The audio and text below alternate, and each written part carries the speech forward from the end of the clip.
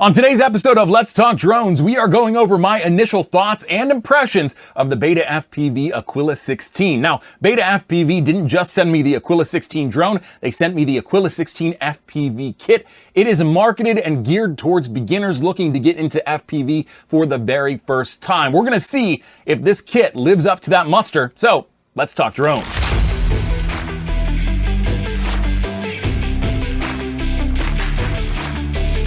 What's up? It's Chris, the Drone Geek, and welcome to another episode of Let's Talk Drones. This video is a long time coming, and I want to apologize to the folks over at BETAFPV and thank them for their patience. I got this drone back towards the end of December or so, and I just have not had the time between then and now to really give this drone the attention that it deserves and the thoughtfulness that I wanted to give it, especially because BETAFPV's been such an awesome partner for this channel. I wanted to take the time and really get to know this drone. I just didn't have a lot of opportunity to do that between the end of December and now, but over the last 2 weeks or so, I have had the opportunity to fly this quite a bit, and I'm confident all of the things I have to say about it will be well thought out and based upon first-hand experience with the drone. Before we talk about my first-hand experience with the Aquila16 by BETAFPV, I'm going to give you a quick profile on it, including what comes in the Aquila16 FPV kit and some specs for this drone and what you can expect from it as per BETAFPV. First things first, what comes in the Aquila16 FPV kit? You get box goggles with an analog receiver. That's important to note for later. You also get the Aquila16 drone, of course, two 1S 1100 milliamp hour batteries, a battery charging kit, and a controller that can be used on simulators via its USB-C port. That's also important to note. You get a basic toolkit for adjustments and minor repairs in the field, a soft shell carrying case, and an instruction manual for your drone. So now that you know what you get for the money spent, let's talk a little bit about the performance specs of the Aquila16. This drone's total takeoff weight is 72.5 grams, meaning that it can fly in situations and conditions that other heavier drones just can't, at least not legally. Flight endurance is about 8 minutes, and it has a total flight range of around 200 meters. The Aquila16 features multiple flight modes, including normal, sport, and manual mode. Normal mode is equivalent to GPS position hold. Sport mode is equivalent to a pseudo altitude hold / angle mode hybrid, and manual is full acro. Along with those flight modes, you get 3 tune profiles, slow, mid, and fast. Those pretty much speak for themselves. The video transmission system, again, is analog. That's important to note for later. The total camera angle adjustment is between 15 and 30 degrees in range, and a few intangibles that have been marketed by BETAFPV. First of all, everything on this drone is modular. There's no convoluted setup or knowledge of drone building necessary to fly this drone. It works right out of the box, and the batteries that come with it are relatively safe for use by just about anyone old enough to fly a drone. It utilizes BETAFPV's Serial Express LRS, so binding ELRS controllers to it is a breeze, and it features turtle mode. It has that available for use, so recovering from minor crashes requires no retrieval of the drone on the pilot's part. So now that you've gotten to know the Aquila16 and the Aquila16 FPV kit, let's talk about my experience flying this drone. I've been flying it pretty hard now for about 2 weeks. Let's start with some of the pros that I found about the Aquila16. As I alluded to just a few moments ago, this is a really easy drone to get started with. There's no convoluted setup. You literally plug the batteries in, turn your goggles and your controller on, and you're set to go out of the box. You can start flying almost immediately after you charge those batteries up, of course. What I really appreciated about this kit and this drone setup that we saw with the BETAFPV Cetus that I reviewed a few months ago is that you do have the automatic channel scanning, so there's no scrolling through for true beginners and trying to figure out how to dial in an analog video signal. You just press and hold the S button on top of your goggles, and the goggles will automatically scan for a channel to pair with, so you'll have automatic video feed almost instantly. It does take a few seconds, but it's not an unbearable wait time. I also really loved the straightforward toggle configuration on this controller. It does take a moment to sort of learn it and memorize it, but once you've got all of the toggles down, it's really, really easy to keep in mind and know what to do in any situation while you're flying. And just to show you how easy it is to remember these, just by default, out of the box, toggle SD basically turns the scan on and off for your goggles. So it will command the goggles to either scan or not scan for an analog video feed. You can just go ahead and toggle that really quick, just like that.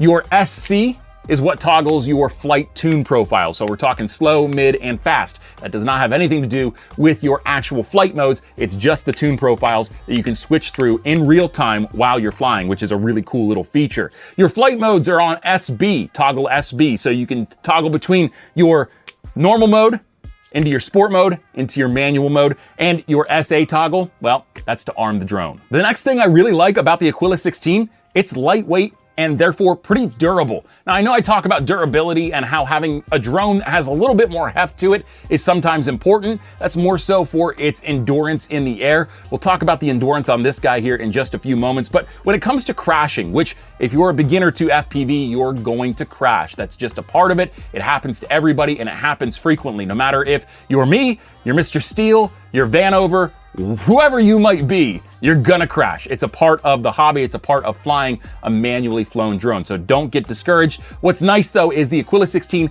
is super lightweight. So when you crash into something, two things are going to be true. First of all, this doesn't have a lot of inertia and momentum, which means it's not going to break itself on impact in most cases. I don't want to say all the time, but I would be willing to wager in about 99% of crashes, this thing is going to take the hit like a champ and bounce back with no issues. Maybe a prop replacement will be necessary, but other than that, the drone itself should not break because it just doesn't have that much behind it to get going. The second thing that's going to be true is in almost all scenarios, this is going to be much lighter than anything you run into. So unless it's super light and fragile and very brittle, you're not going to break anything flying this drone. You can fly it into stuff that's on counters, shelves, whatever, and I'd be willing to wager that, again, unless it's very lightweight, lighter weight than this, or it's just fragile and brittle in nature, you're not gonna have to worry about breaking things. So flying indoors, not an issue. I also appreciated that this is appropriately powered for beginners. Now, as an experienced FPV pilot, I've been flying now for about 2 years.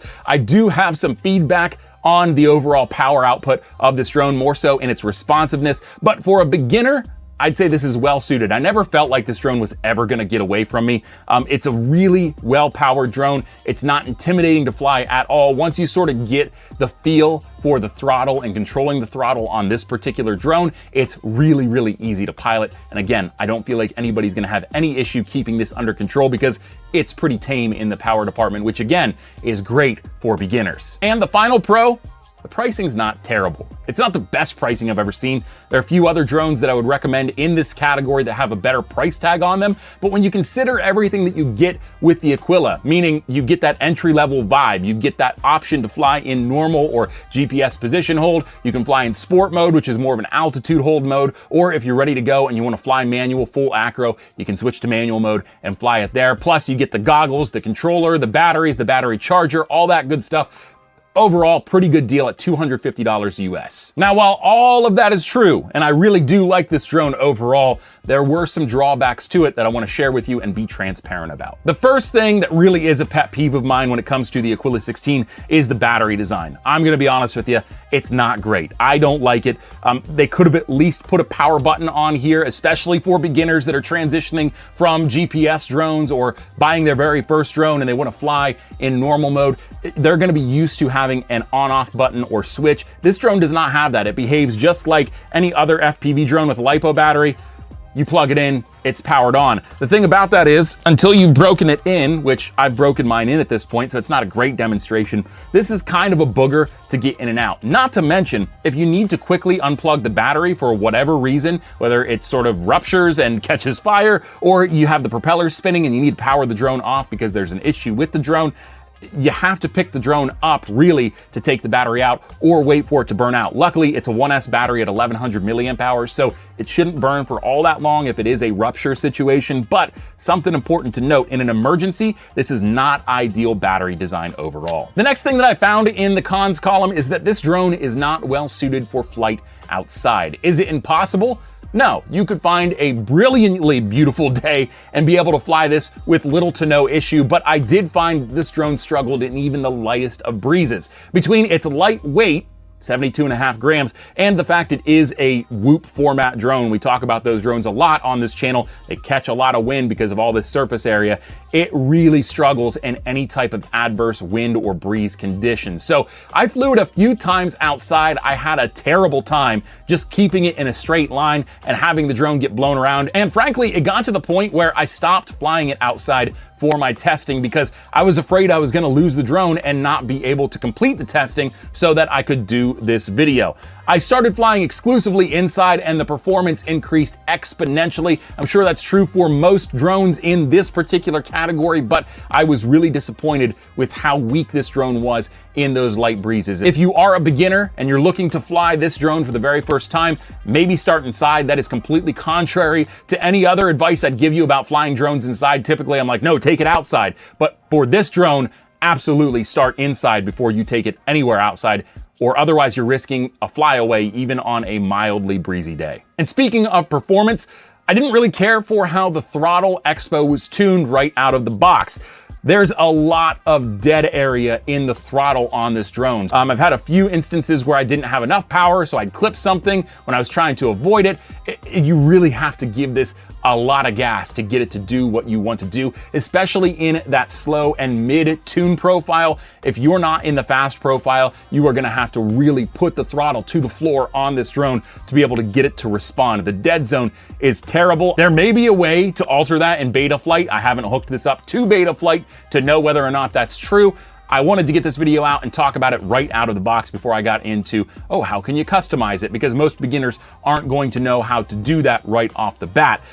If you can edit that and change the expo and make this throttle a little bit more sensitive, all of a sudden this criticism goes away. But right out of the box, yeah, wasn't real pleased with the dead zone on the throttle stick. One could argue that having a larger dead zone or having the expo tuned up on a beginner style drone is a good thing, but in my opinion, as somebody that has learned how to fly FPV on their own, I think it's more important to train throttle control than it is to limit the throttle, because it makes you a better pilot in the long run. If it were up to me, I would have sent this drone out with a totally open throttle so that folks could really get a feel for what it's like to fly manually and respect that type of flight without having to rely on programming. That's just my opinion. It may not be right, but that is my feedback to Beta FPV on this. Is maybe next time just let people learn on a drone that is being marketed as a great learner drone for FPV pilots. And finally, maybe the most crucial piece of feedback that I could give in the cons column for the Aquila16,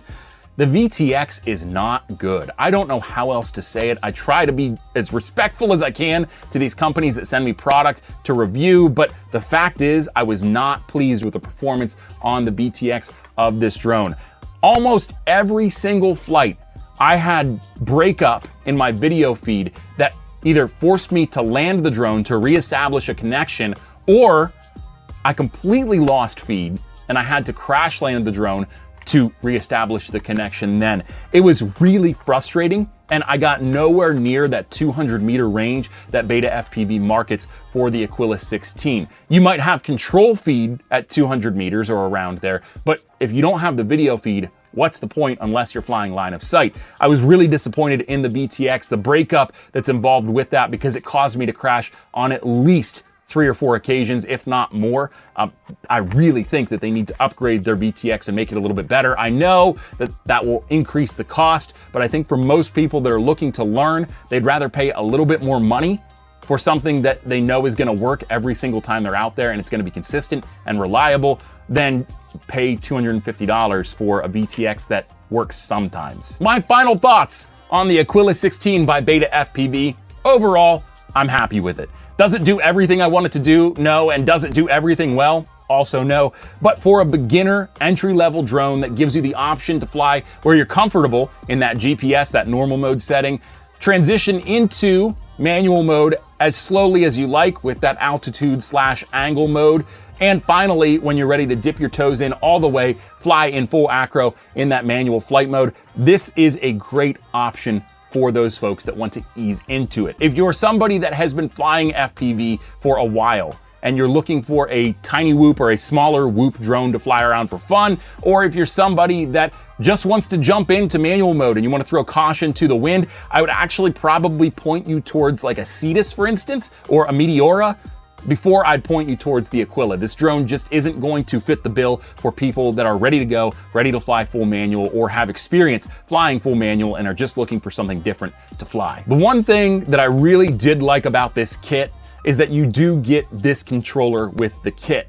First of all, like I said, it's mapped out beautifully. It's very easy to get to know and get familiar with. So even somebody that has no experience in flying a manual style or an FPV style drone, it will only take you a little while to really learn how this controller works. So that's the first thing. But the second thing, and maybe the most important thing about this, is that it has that USB port on the bottom. Why is that important? First of all, it allows you to charge the controller, but second of all, it allows you to plug it into your computer or laptop and fly on flight simulators. And if there's one thing that I've said time and again, I think it's so important for people that are just getting into FPV to try flying on an FPV simulator before going out and spending a bunch of money on an FPV drone or building your own drone. However you decide to do it, whatever avenue you decide to take, it's important that you fly on a simulator first. There are some folks that are just natural freaks. They just get things, they pick things up very quickly. They can fly an FPV drone pretty much from the start, but for the majority of us,